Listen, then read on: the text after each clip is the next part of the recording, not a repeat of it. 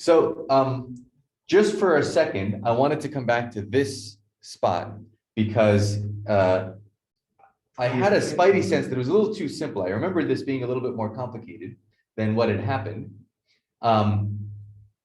There's a mistake here. And the way to fix the mistake is a good exercise too. So let's go back. What have we summarized? Just for a second. So I'm going to copy this and I'll paste it somewhere here. Let's say paste. Okay. Technology. Okay. So let's fix that. Okay. So if you recall, we had this condition, the indicator function of theta z minus theta prime z prime is less than 1 over x.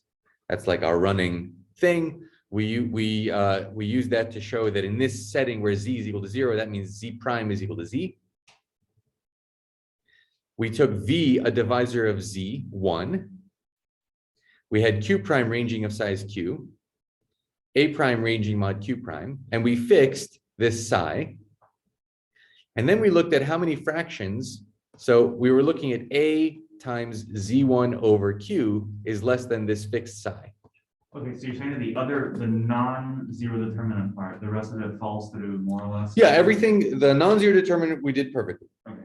This part we did close to perfectly. So this needs to be made in lowest terms. So we took out a divisor. So v was a divisor of z1, where it's the thing that's coprime. It's the thing that's the GCD. V was made to be the GCD of z1 and q. You remember this? And so we put this in lowest terms, and we had a times something divided by something else. Now everything's in lowest terms, minus psi is less than 1 over x. Okay, so then we looked at this set of fractions, the set of fractions that are within 1 over x of psi, and that was this set f.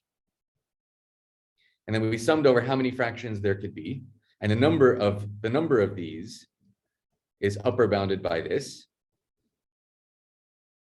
And then the number of r's and a's, well, the r's and a's are determined by the fraction, right? Q, once you determine r, you've determined q. So where's the mistake?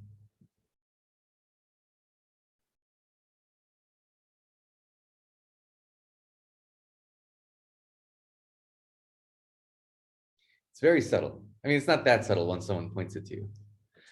But this isn't a single interval. It's the distance to the nearest integer, mod 1 of psi. So there's a psi, in other words, yeah, there's a psi here, but there's also, if this is between 0 and 1, there's also a psi here and so on. This is psi minus 1 or whatever, psi, maybe this is psi, and this is psi plus 1 and so on. And we have all these intervals. In other words, when we've determined this fraction, we've only determined this fraction mod 1. B is determined by z. B is z1 over b. So this is fixed. When we determine the fractions differ by the numerators, but not by the denominators. So the r is determined, but a has not been determined mod q. It's only been determined mod r. A hasn't been determined mod q. Because I don't know which of these intervals. When I change a to a plus 1, it changes this by b times r. So it jumps me to some other interval. Okay, so once we've picked this fraction, this determines r. This determines r. R is the denominator of the fraction. And it also determines q because q is r times v. But the question is, what is a? A is determined mod r, but not mod q. What is b? B is just an auxiliary. B is z1 divided by v. Okay, and that's already determined? Yeah, because z1 is determined. Z1 is fixed by z. Z1, Z2. Okay, so now we have a sum over a mod q, coprime. So the Q sum, Q is not really a sum, Q is determined over here. We have a sum over A mod Q, where A is determined mod R. You see, that's what this fraction, knowing what this fraction is mod 1, means that A is determined mod R, but not yet mod Q. Does that make sense? You see this distinction? So we were treating these as absolute values. It's not, it's the distance to the nearest integer. Yeah. Okay. And so what do we have to do here? Well, this, so now we have a slight problem, as you'll see. How many things are there here? Then it's like, but how many A's could possibly satisfy this bound? You know, it's like well, this bound doesn't control the value. Once you've determined A mod R, that means you've chosen what the fraction is. Because when I change A, it changes. If I change A by A plus R, yeah. it shifts this by B, and B is an integer. And I can't change anything by, this condition is not sensitive to that change. But that's okay, we'll fix it.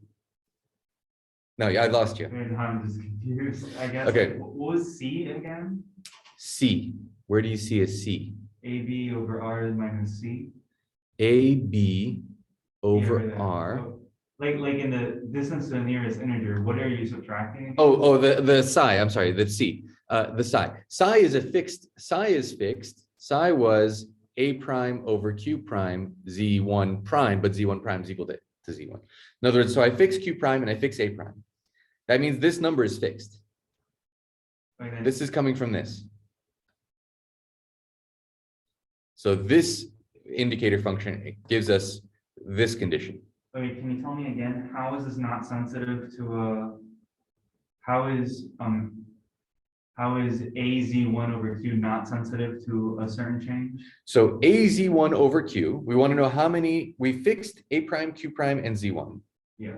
And now we want to know how many possible values of A and Q are there, so that AZ1 over Q is within 1 over X to the nearest integer to psi. Then psi is fixed. Psi is fixed. Yeah, I'm sorry. Maybe this picture is misleading. Psi is fixed.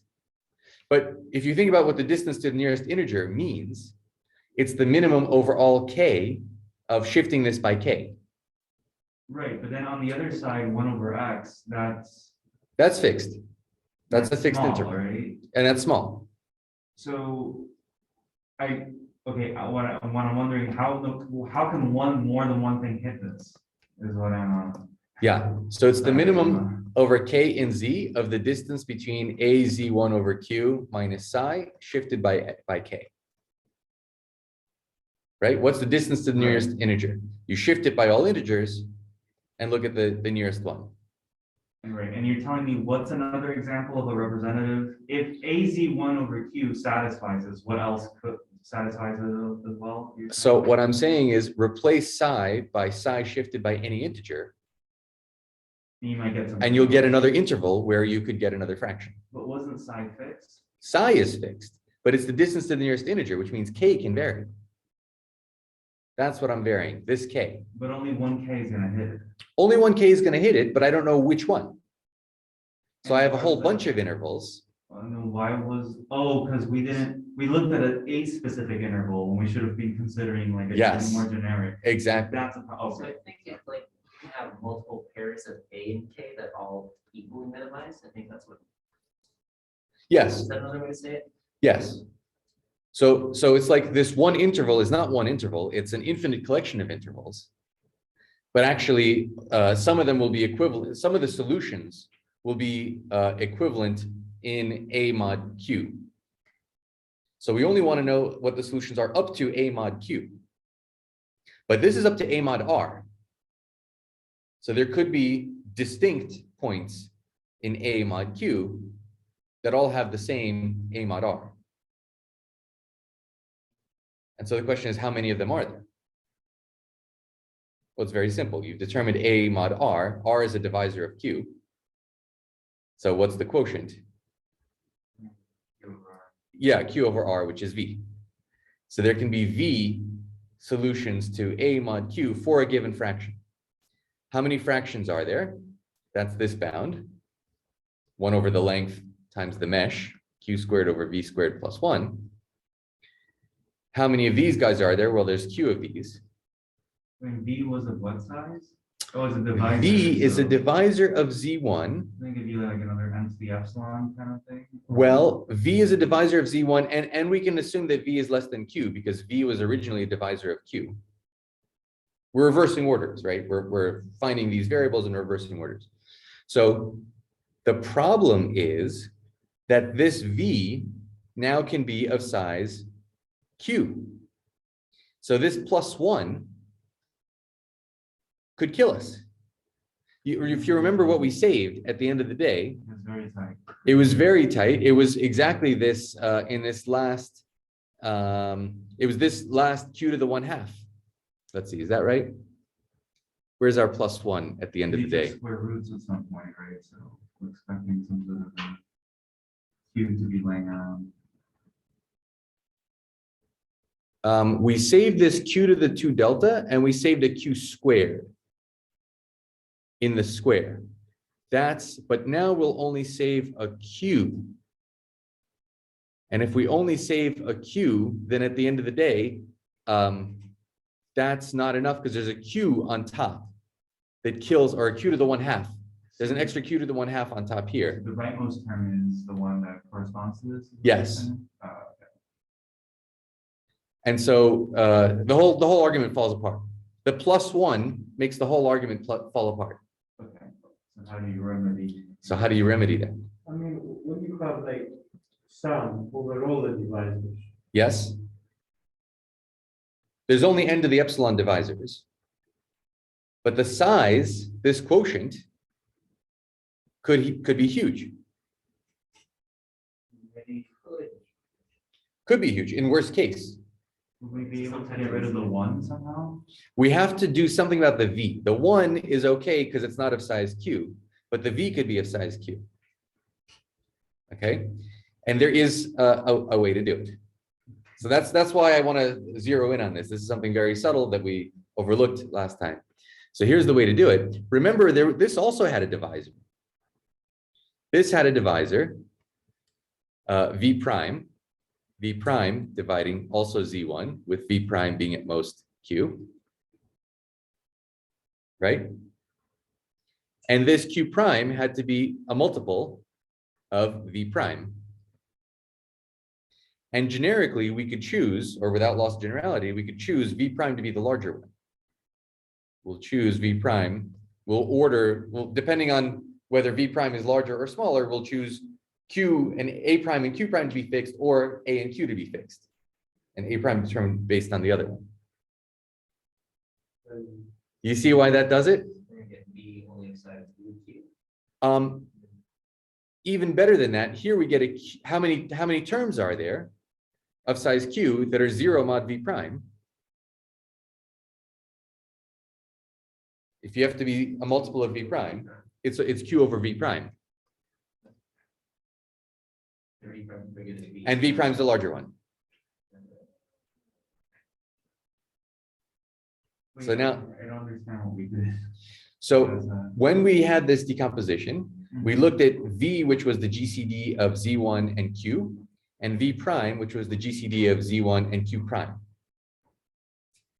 So let's remember that so that we can use it against this V that pops up from A, being only determined mod R.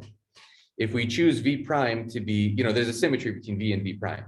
So let's take V prime to be the larger one, the larger divisor. This Q, once we fix V prime, Q prime is a multiple of V prime. So how many Q prime are there? Of size Q in an interval of length Q that are multiples of V prime. It's Q over V prime plus 1. Why don't I need the plus 1? because v prime was less than q. We were restricted to v prime less than q. Okay, so this is already, this is automatically at least one. I don't need the plus one. Okay, and then wait, what do we do with this? Now, this ratio, v over v prime,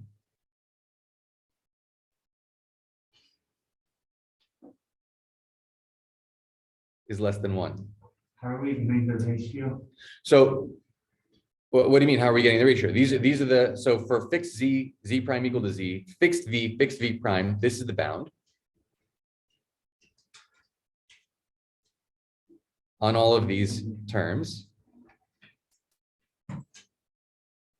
Wait, so which sum is it that we're treating a bit more carefully? We're treating the whole thing a bit more carefully. One thing we're treating more carefully is the fact that this a is not uniquely determined by the fraction. It's only determined mod r. You're adding an additional sum? And I'm adding an additional sum, which is to keep track of, we said this, but we never used it. We said, let's take v prime to be the GCD of z1 and q prime. And we want this is exactly where we're using, one of them is, it gives us a little bit more information than the other one. So we want this v prime to be the larger one, so that when we take this quotient. Oh, okay, so it's between those two sums. Yes, there. that I'm inserting one more sum. And then you're getting like, okay, so you're saying that normally you would have gotten a q anyways. I would have, Q over b prime, you would have gotten that q yes, anyway. yes, exactly. This would have been a q, this would have been a q. Right, and so instead what you're just doing is saving the v prime additional. I'm saving the v prime additional in order to kill off the v. Okay, sorry, I was so slow. Nope. So now I've killed this off. What we're actually And saying those is two are that done. q prime, something, something q, that sum, we're now saying, previously we said that sum was of order q, now we're saying it's of order q over v prime. That's the sum we're saving on, So right? what we had before, everything was, the bound that we're about to get is exactly the same bound as what I had claimed, but the argument was incomplete. The reason it was incomplete is that A was only determined mod R, not mod Q. That increases the bound, the bound that we had by a factor of V. V could be large. Right. That would ruin everything. The way to fix it is to remember that Q prime also has to be a multiple of V prime, and we can take V prime to be greater than V by symmetry. When we do this, this sum gets an extra V factor, a factor of V prime in the denominator that we get to cancel off. And now the argument goes the same as it had before. Okay. Okay. So this V prime never bothered, this V squared never bothered anybody, but it's this V that needed to be killed off by a V prime. And then the argument is the same.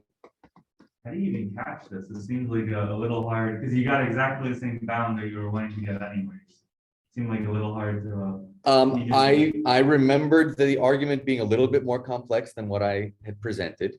You know, I present things off the top of my head. Right. And then I started thinking, why did we have to do something more complicated? And then I realized what the issue was. So I wanted to come back and make sure we got that. Yeah, that makes sense. Yeah, the GCD condition just never got used, right, for V prime? That's right. That's right. We never used this. I knew I wanted to use this back, but I couldn't remember where Right. or why. And it seemed like, oh, I guess we should have done it slightly, less complicated way. No. There's a reason. There was a reason. Okay. Okay. That's, good to know. Everything else is the same. ... Good. New stuff. So let me tell you a funny conjecture that was formulated shockingly, relatively recently, but as you'll see in a second, is completely elementary. It's like Zaremba in many ways. So this is Kurt McMullen stated this, I don't know, I'm just going to guess 2012-ish. And he calls it the classical arithmetic chaos conjecture to distinguish it from the quantum chaos, unique ergodicity, arithmetic quantum chaos. This is classical arithmetic chaos conjecture. Here's the statement. Let me give you the simplest version of the statement. Okay, you take, so we remember continued fractions. which is where we started this whole thing.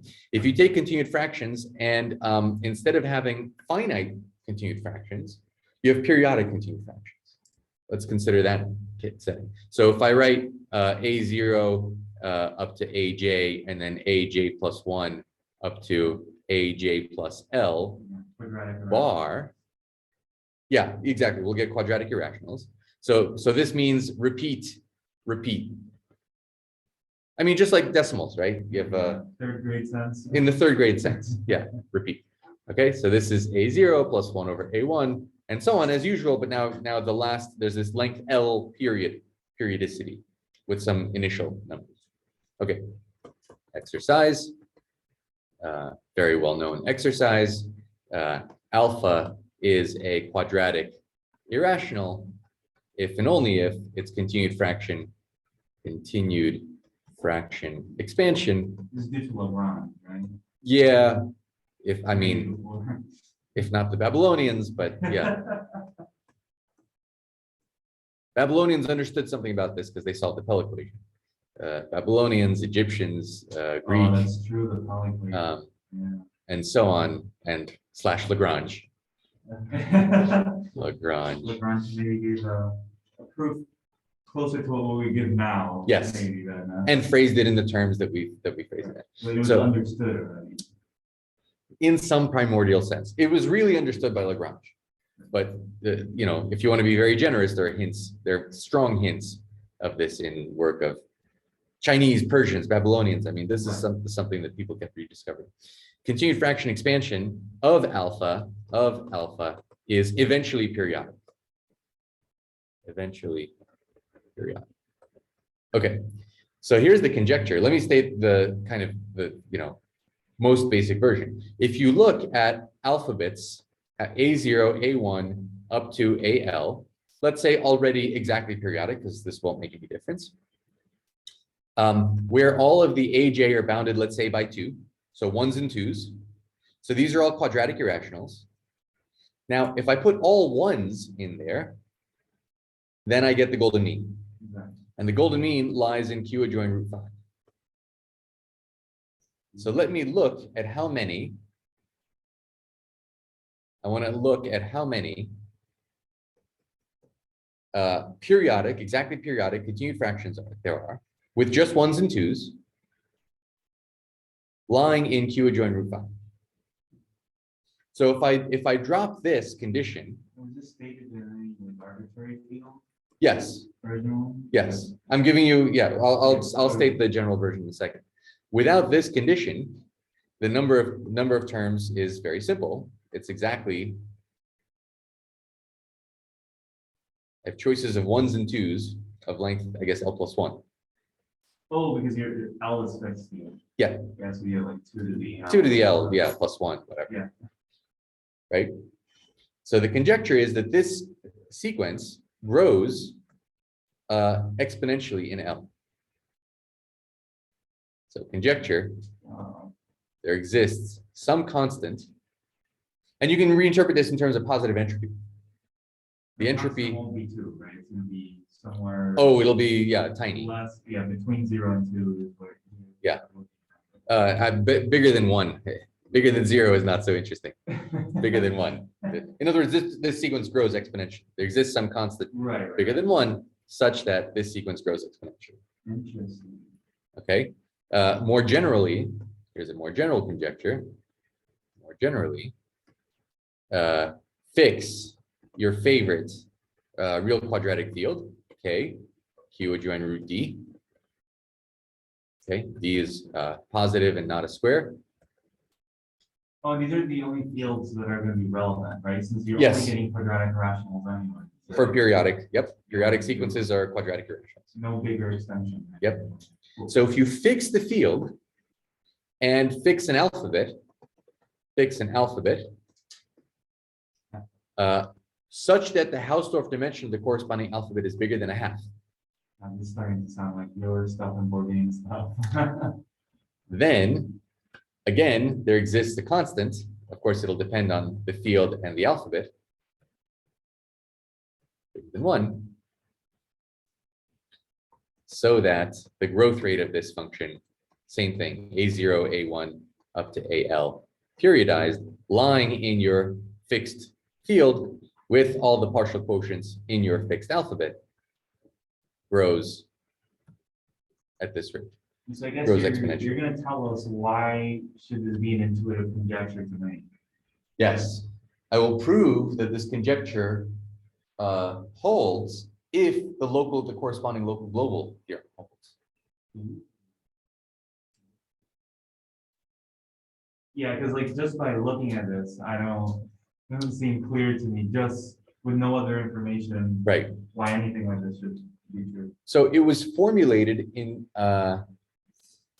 thanks to a study of closed geodesics on the modular surface Makes sense. that are low-lying, and we'll get to that. This is my segue into that. Because your visual points then hit like these sort of continued patterns, right? And they are low-lying, very low-lying. That's what this finite alphabet thing is. I have a question as well. Please. So for that first example, if those continued fractions aren't in Q adjoined root 5, is there Yes. like some collection of fields you can say that they are in always or something? Right, so you could grade this by fields.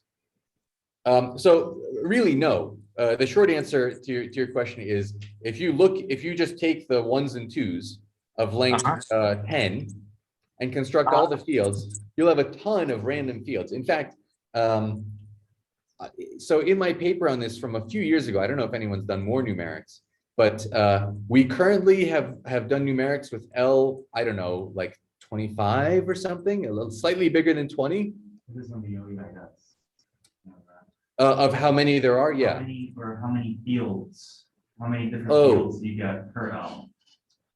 Yeah, you can look at that as well. For me, it's more interesting, well, at least for the purpose of this conjecture, you fix the field Fix the field. and try to find sequences of 1s and 2s Yeah. that satisfy this.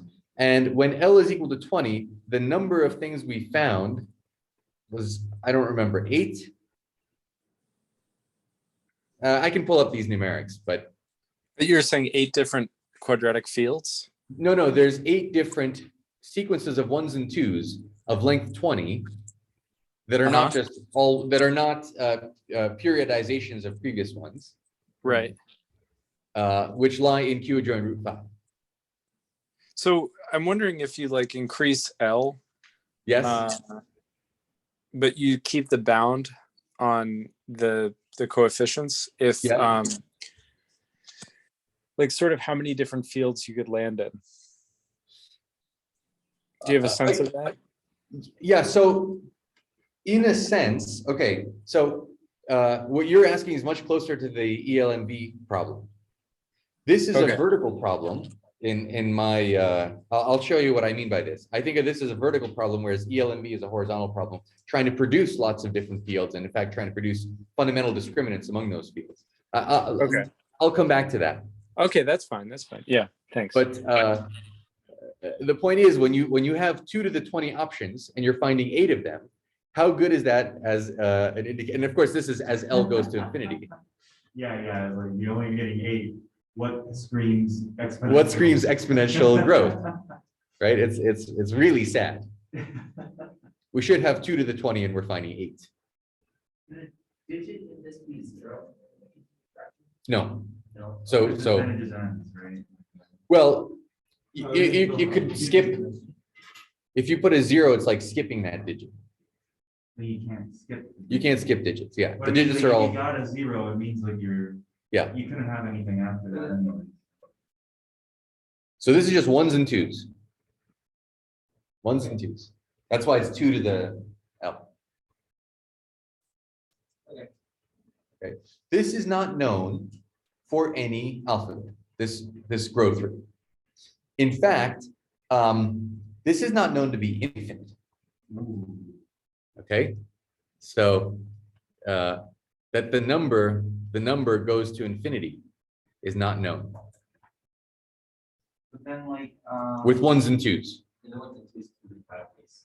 Yes, in the Q root 5 with 1s and 2s, it's not known that this sequence is even infinite, Sort of an application. let alone what its growth rate is. Yes. Kind of question. why would it be desirable to know what fields you land on? So, again, that's a horizontal question. That's changing the fields to understand. And we will talk about that. We're going to come back to that. This is about, if I give you a prescribed, if I want to Right, prescribe the field, if I want to prescribe the arithmetic, can you Okay. produce? Then a similar question. Yes. Why would it be nice to know how many, why would it be nice to have an exponential bound on this? So this is saying that the sequence of such has positive entropy.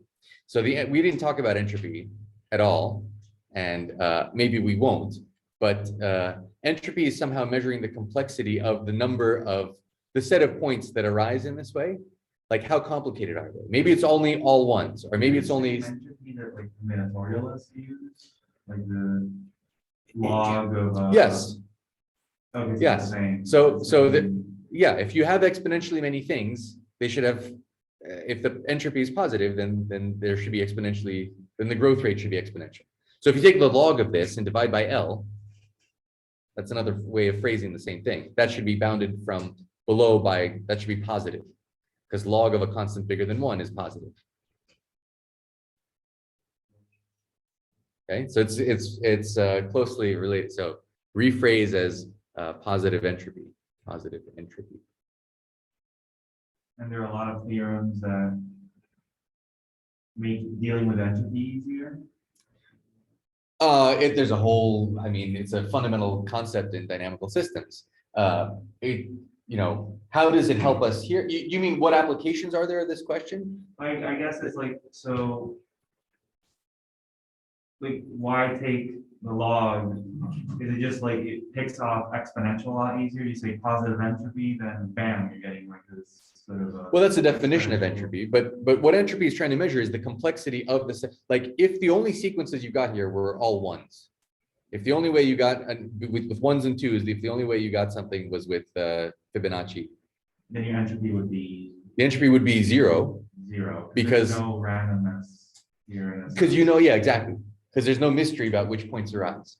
But if the set of points that arise are it's some way of saying it's a positive proportion of the total number, except it's a logarithmic positive proportion of the total number of sequences that could arise. So you're saying by positive entropy,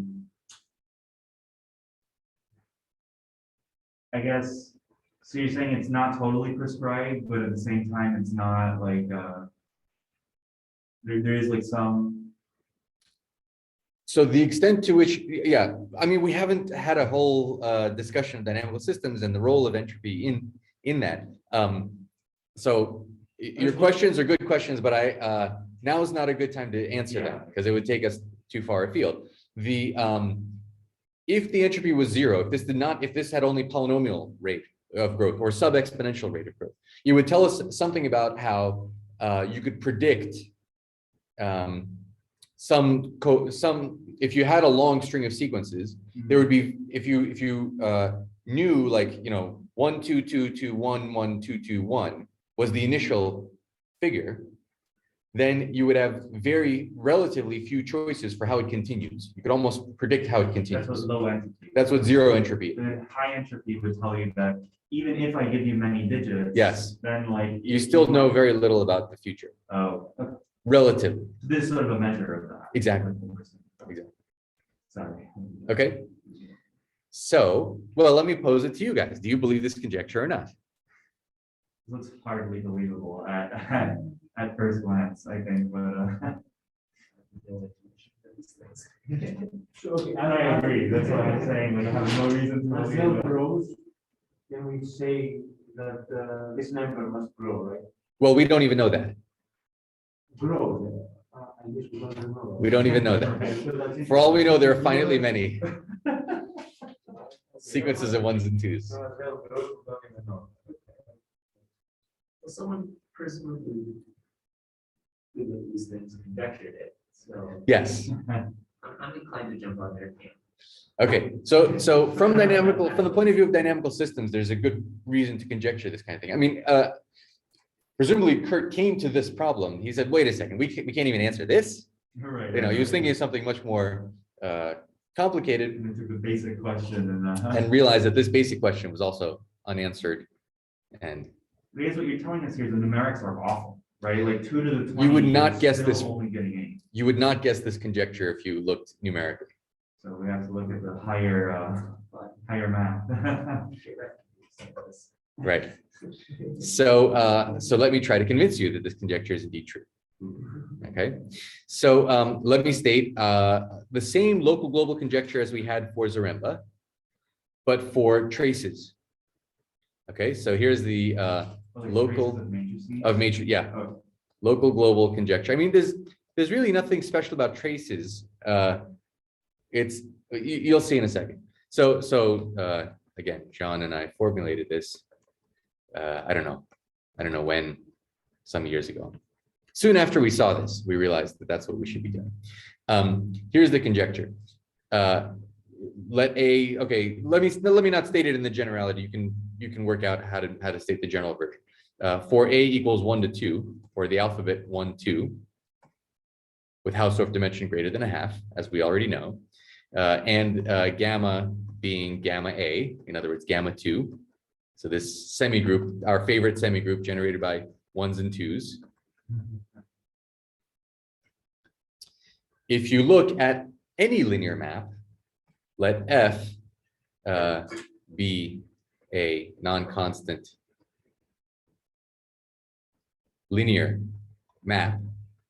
So F sends some matrix ABCD to, I don't know, AA plus BB plus CC plus DD.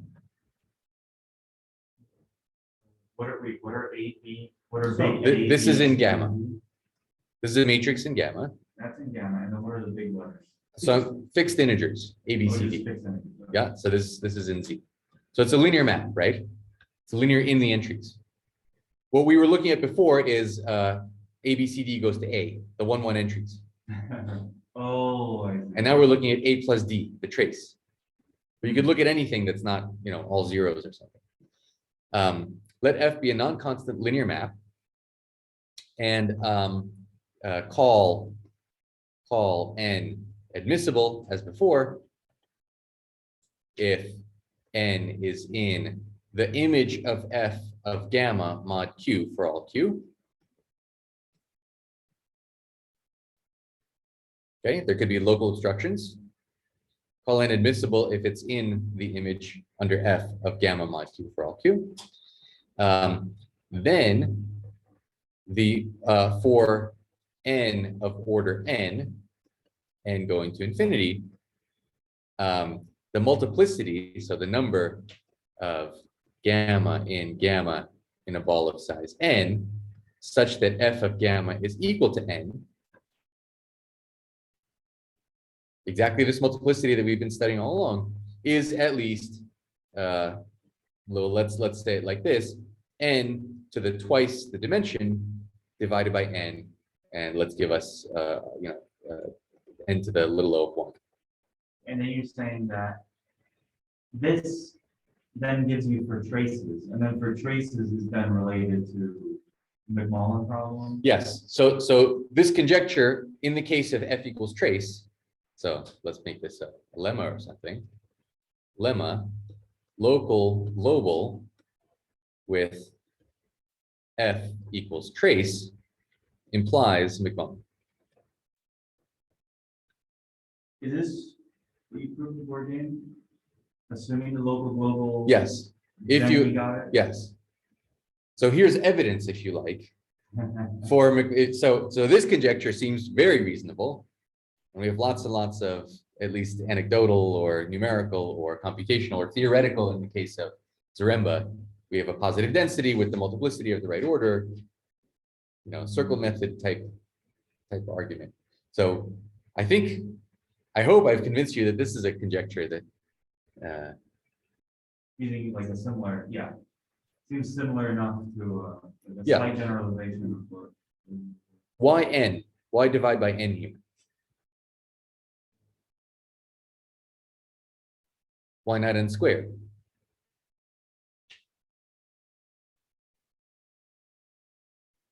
I mean, maybe because we expect that Yes, it's the linearity of the map. So if it's linear and the elements are of size n, then its image will be of size n. If it's not linear, if it's a quadratic, then the image is of size n squared. And now I have a one out of n squared chance of hitting n little n on the nose. In which case I'm dead, because that's n to the 2 delta over n squared. Delta is less than 1. The multiplicity is not growing. And in your conjectures, you already fixed the alpha. Yes, The delta here is just really delta 2 or whatever. exactly, exactly. Yeah, so there's no reason to,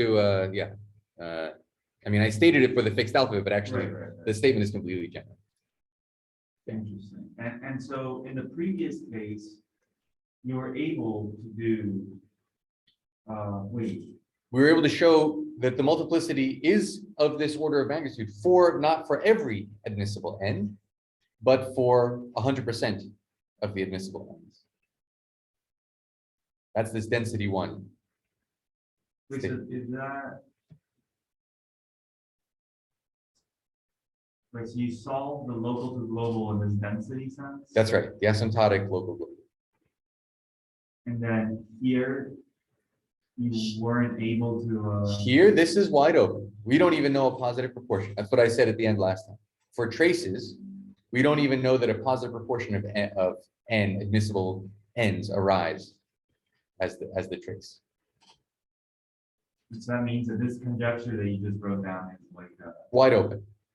very, it doesn't go through the other one. We are far from making progress on, well, but there's some partial progress on this conjecture, which maybe I won't get into because it's not of a, there's not a lot of progress. There's some, but not a lot. But let me convince you that if this conjecture is true, then McMullen's conjecture is true. Right. This number, if we make this set that we wanted, will not grow exponentially, but like grow. Maybe I'm misunderstanding. Yeah, you're saying we're getting just Yeah. power growth. The other one's about exponential growth. Yeah, but then you get it's not that. You get e to the trace somewhere like that, right? Uh-huh. So it's there's gonna be an e to the trace somewhere, and then that's where you're at. So let's see why this is true. Proof. Okay, so first of all, what is the relation? Well, why are we in the same? We have a completely different question now. Instead of fractions, which is what we were studying before, now we have periodized, infinite sequences. So what's the relationship? So before we get to the proof, preliminaries to the proof. Before, the main observation was that if you have A1 or A0, let's say A1, 1, 0, and so on, L 1, 1, 0 was equal to D, B, something, something. This was true if and only if the fraction B over D was equal to 0, A1, A2, up to AL.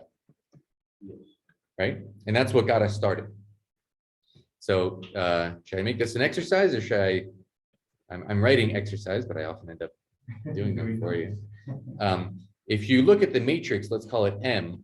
If M is the matrix A1, 1, 1, 0, let's say A0, 1, 1, 0 up to AL, 1, 1, 0, then the fixed point of M. So if M alpha equals alpha, then alpha lies in the quadratic field Q adjoint root D, where D is trace squared M minus 4. And that's only true if L is even. Yeah, it's in your 10 orbits paper, right? Yes. This is all that. If the length of this is odd, so L plus 1 is even. Should we do the exercise? Do you want to see why this is the case? It's very simple. What does it mean that M alpha is equal to alpha? M is some matrix, A, B, C, D. So I have A, B, C, D, alpha is equal to alpha. But this is a A alpha plus B over C alpha plus D. And then you get a quadratic, you multiply through, you get that alpha is equal to something, something, something plus square root of A plus D squared minus 4, where we use the fact that the determinant of the matrix is 1. Right.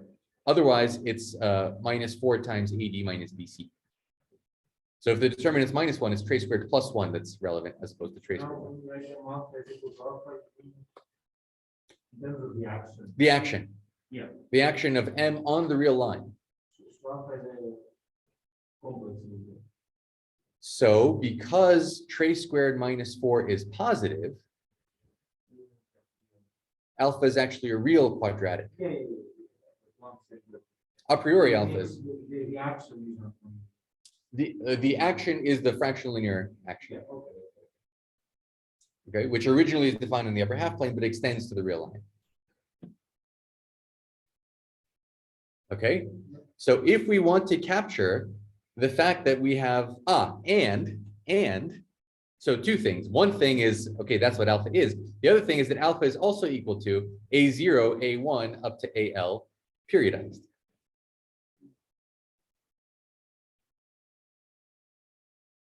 Okay, and that you can see by the fact that what each of these things does to alpha is exactly the continued fraction. And if you add to the front of A0, A1, AL, if you add AL minus 1 up to A0, which is what this does, and you get the same thing you had before, then you must have been already periodic with those digits. Okay, so I've sort of done the equation for you, the exercise for you. Does that make sense? And so if you want to understand, to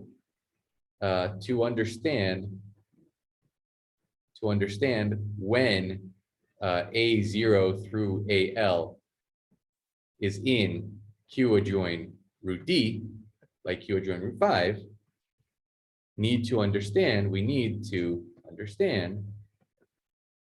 when the trace squared of the matrix, this matrix, minus 4, well, that this thing is D times, is equal to D times the square. The square free part of the trace squared minus 4 needs to be D.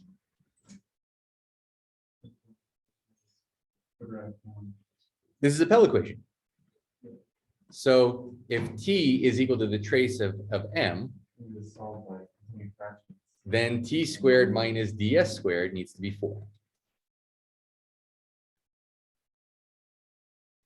So what do you do? How do you produce lots of things with ones and twos having your favorite cube?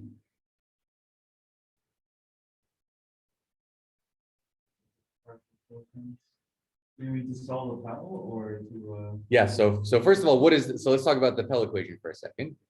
Let's say D is 5, just for simplicity. I mean, this is what I'm about to say is true for anything. So there's always a fundamental solution. So what do you guys know about the Pell equation? We haven't talked about this. So I don't know why there always is a fundamental. Okay. Like, I don't know, like, I know that there is like some, I don't know, free group in which like these solutions live, but I don't know why or like. Yeah, so everyone else. So I know you have 1 on the other side, and it's very easy to go about this. You just use the partial fraction, I mean, the partial quotients. Yes. right? And then that will work. yeah, But so if you change a constant on the other side, then things get considerably more complicated. That's right. Okay, so if you so here's our quadratic form. This is a binary quadratic form. T squared minus ds squared is a binary quadratic form. It's a binary quadratic. And so which numbers it represents is exactly how we started this game, right? It's exactly what we which numbers does it represent? Which numbers does it represent? So as you said, so if D is positive, D is not equal to a perfect square, then already the ancients knew that this always represents 1. So you can always solve t squared minus ds squared is equal to 1. Well, if you can solve 1, then double t and s, Right. and you'll represent 4. So it's not hard to go from, you can always represent, this always has solutions, so this has solutions. There's not an onto path. It's not an onto map, there could be more things Yeah. here than just the things that solve this, right? I'll say more about that in just a second. Which numbers does it represent? If you replace 1 by -1, you guys know about this? For which, so here's a basic open question. For which d, characterize exactly which d does t squared minus ds squared equal -1 have solutions?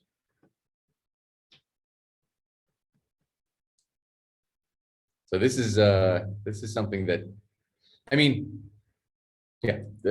Let me leave it. Let me not go into. This is open, you're saying?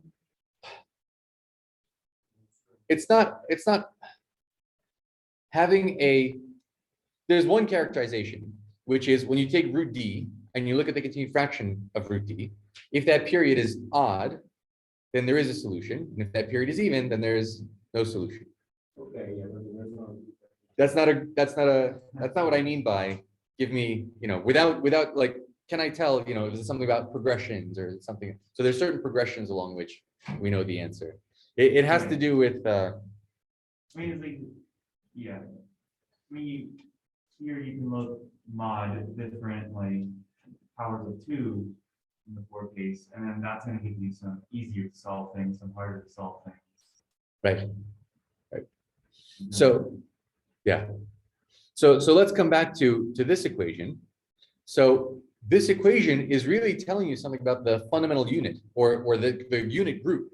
So the unit group, let's see, do we know Dirichlet's unit theorem? The unit group of K, which is real quadratic. So what's the group of, what does it mean to be a unit?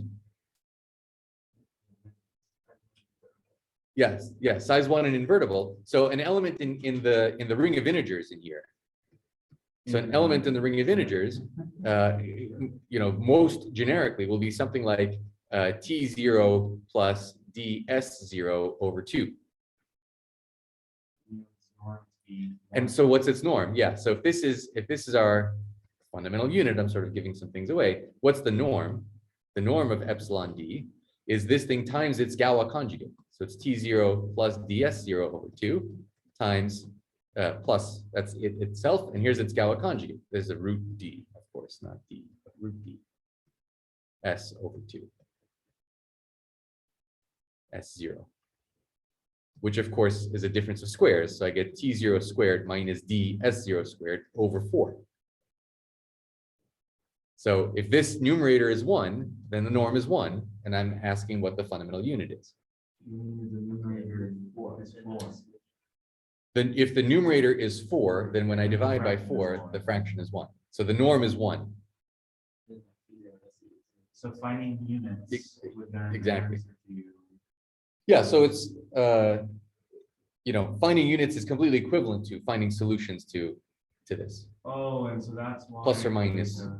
And how big is the units group in OK? Yeah, so Dirichlet's units theorem, or there's elementary ways of seeing this. The units group is always rank 1.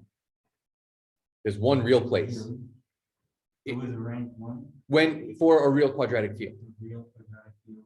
That means it's generated by a single element. So this is single element. So all solutions, So really going through algebraic number theory is how you really see that. or you prove algebraic number theory from elementary considerations of Pell equation. Yeah. Yeah. I mean, in the general case, of course, it's much more complicated. If you have Right, so some you number of real rank embeddings, the some number of complex embeddings. And then depending on that, you rank the change, and then your solutions to this equation could get really complicated.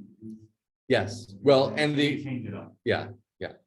So Dirichlet's theorem, or I don't know if I should make this an exercise. The units group is generated by this epsilon d, this fundamental unit. That's why it's called the fundamental unit.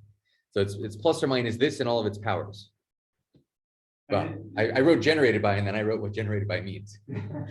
And this makes sense though, right? Because if you have a norm and you have a rank 1 set of solutions, then it makes sense that the smallest one is what's gonna be, Yes, the smallest norm will Well, generate the other one. they all have norm 1. Wait, yeah, that's true. They're units. So they all have norm 1. Is there something weirder? But there's a fundamental unit, which is the one with the smallest solution, smallest T0, S0. This is the least. Oh, okay. And then in the case of this equation, it's clear that this has to exist, right? Well, it's as clear as that there are solutions to T squared minus DS squared is 1. I mean, it's a theorem. It's a theorem that as long as D is not a square, there is a solution. Yeah, then there is a sense of lowest pair, right? Because, Yes. like since you have a minus between T squared and S squared, like that means if one of them is big, the other one has to be big as Yes, well, right? And so exactly. you're saying- Exactly. And if you divide, so if you divide through by S squared, just to, I mean, some hints as to how people do this. If you divide through by S squared, you're saying T over S, this fraction squared minus D is very small. So you're looking for the best approximation to the square root of D. Yeah, that's why. That's why you should go to the continued fraction, which gives you the best possible approximation. Look, find one that's and the smallest one that's within this range. Fractions will do that. That's exactly what continued fractions. Yeah. Okay. So so fine. So we understand solutions to T squared minus D S squared equals 4. There's a smallest solution. There's a smallest pair T and S. The other ones grow exponentially in the previous ones. Right? Yeah. So if you have the least solution, T0, S0 is the first solution. The future solutions are exponential in the size of these solutions. Because the next solution is epsilon squared or epsilon cubed or epsilon to the 10. This also corresponds to how fast continued fraction numerator and denominator grow. Exactly. Exactly. So so solutions to the Pell equation. Now we only care about the traces, the T's. In our application, remember we're trying to solve the equation trace of M is equal to T. 4 is what accompanies the T squared and T is the trace. T is the trace. So we want T squared minus 4 to be D times a square. We don't care what that square is. But we want the trace to be equal to T, where T solves this Pell, T is a solution to the Pell equation. Okay, so think about it this way. There's some T0, and then times a multiplicative factor, you get a T1, times another multiplicative factor, you get a T2, and so on. So there's this multiplicative factor in the case that it's like root 5 or whatever it is. So in any interval, in any dyadic interval from n over 2 to n, or n over root 5 to n, in a dyadic interval, you expect to have one solution to the Pell equation.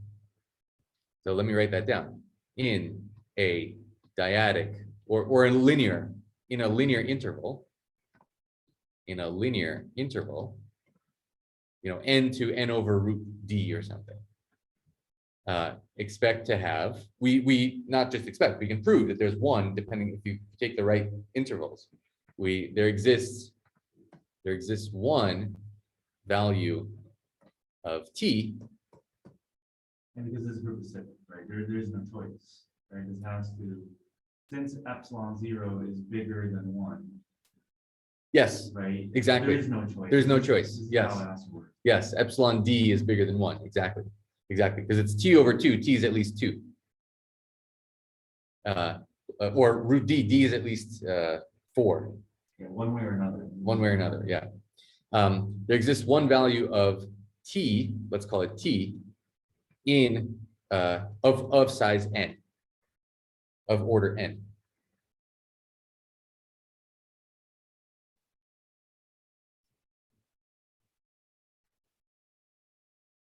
Right? Wait, but then you're saying if you go n over 4 to n over 2, you'd also expect to see 1. Yeah, so you know, on the order of 1. bounded number. A bounded number, but not zero. Bounded above and below by constants. Right. Right? Because they grow exponentially. So there's one between 1 and 2, then there's one between 2 and 4, then there's one between 4 and 8, and there's one between 8 and 16. It's exactly what dyadic intervals are supposed to handle. Is something's growing exponentially. It occurs once in every dyadic interval. Right. Okay, what does the local global conjecture say? Local global conjecture tells us that the number of gamma in gamma, such that the trace of gamma is equal to t, And to delta over n. is n to some positive power, n to the what should I call this power? It's 2 delta minus 1, but it doesn't matter that it's 2 delta minus 1. All that matters is 2 delta minus 1 is positive. N to the eta, where eta is positive. Okay,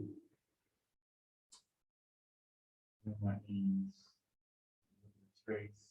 yeah, but all those gammas are distinct sequences of 1s and 2s. The word length of gamma, what's the word length of gamma? If you have a gamma of size t, whose trace is of size t, how many terms did it take?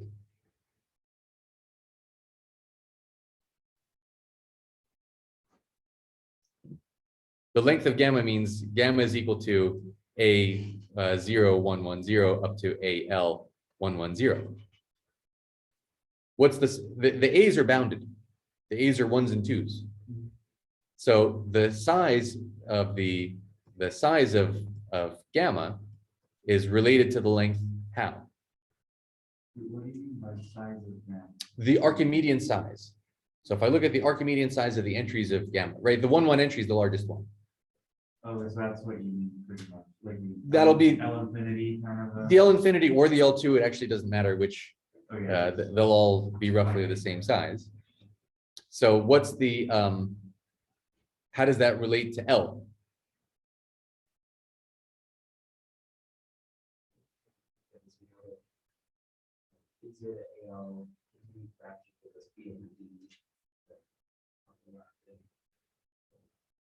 Yes.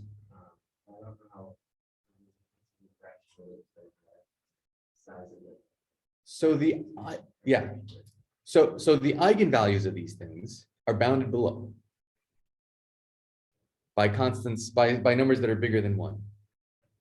And so this grows exponentially. And so if I take the log of the size of the entries, that is up to constants above and below L. Can you say what you said about the eigenvalues again? The eigenvalue, because you'll be able to put this, say, in Jordan form or whatever, and then like Yeah. So these matrices, when you multiply them all together, let me make this an exercise. This is a good exercise to work through. So if gamma is this, then the log of the size of the elements of gamma is the length. So what I'm saying is that there's a minimum growth rate when you multiply, like the smallest this can be is if you take 1, 1, 1, 0 and all 1, 1, 1 zeros. And that's the smallest you can make gamma.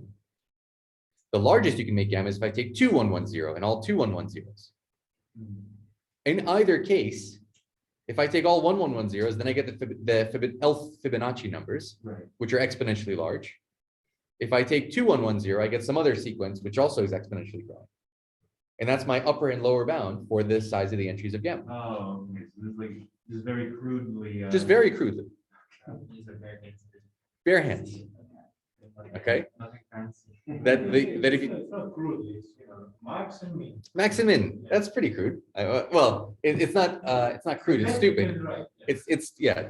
Yeah. Like, you're not applying any theory to it. I'm not applying any theory. Get to it. So what's the word length of the gammas that we're considering? Gammas in a ball of size n.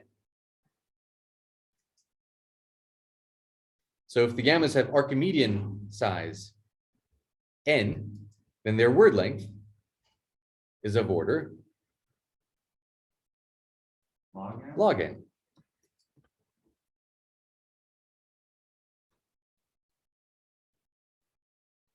And so if we just rephrase this count, this local global statement, if we rephrase in terms of the length, then the number of times t is of size n. So the number of gamma in a word length, in a word length ball of size L